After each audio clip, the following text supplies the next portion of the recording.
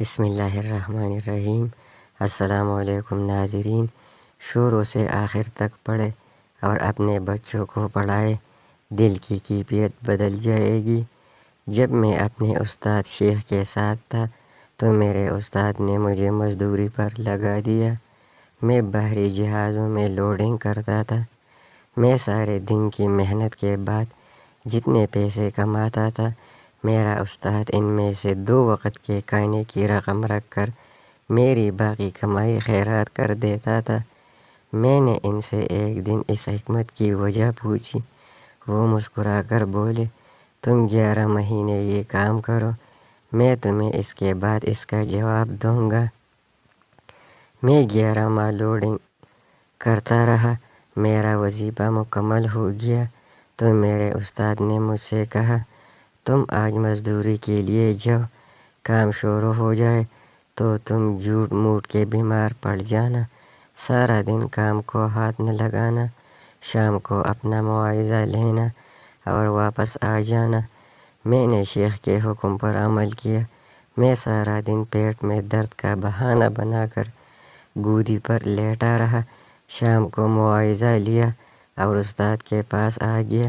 استاد نے فرمایا، تم اب 2 وقت کے کھانے کے پیسے رکھ کر باقی رقم خیرات کر دو۔ آپ یقین کریں، وہ 11 ماہ میں پہلا دن تھا جب میرا دل خیرات کو نہیں چاہ رہا تھا۔ میں نے اس دن خوب سیر ہو کر کھانا کھایا، لیکن میری بھوک ختم نہیں ہوئی۔ میں نے اس رات پہلی بار اپنے کمرے کی کنڈی لگائی۔ میں گھوڑے بیچ کر سویا، لیکن میری نیند مکمل نہیں ہوئی۔ مجھے اگلے دن اپنے جسم سے بو آئی اور مجھے پہلی مرتبہ اپنے کپڑوں پر پرفیوم لگانا پڑا، اور مجھے پہلی مرتبہ نماز میں لذت محسوس نہیں ہوئی۔ میں نے شیخ کو اپنی ساری کیفیات بتائی۔ وہ ہنس کر بولے، بیٹا، یہ حرام کا کمال ہے۔ حرام آپ کی زندگی کی تمام نعمتوں کا جوہر اڑا دیتا ہے، آپ انسان سے جانور بن جاتے ہیں۔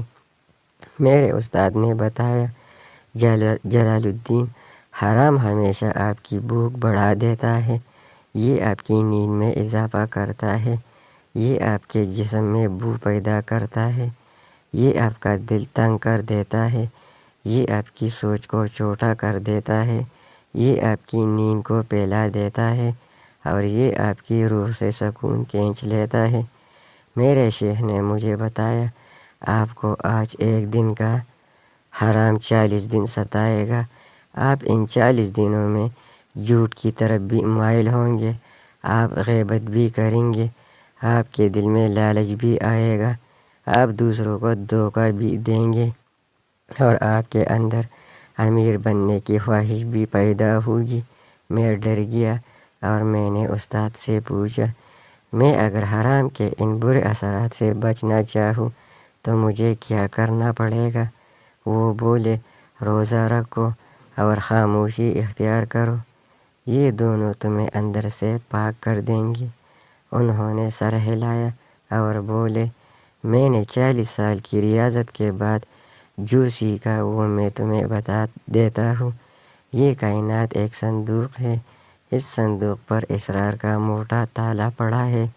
یہ تالا ایک اسم اعظم سے کھلتا ہے، اور وہ اسم اعظم ہے حلال۔ آپ زندگی میں حلال بڑھاتے جاؤ، کائنات کا صندوق کھلتا چلا جائے گا۔ میں نے عرض کیا، اور حرام کی پہچان کیا ہے؟ وہ بولے، دنیا کی ہر وہ چیز جسے دیکھنے، سننے، چکھنے اور چھونے کے بعد آپ کے دل میں لالچ پیدا ہو جائے، وہ حرام ہے۔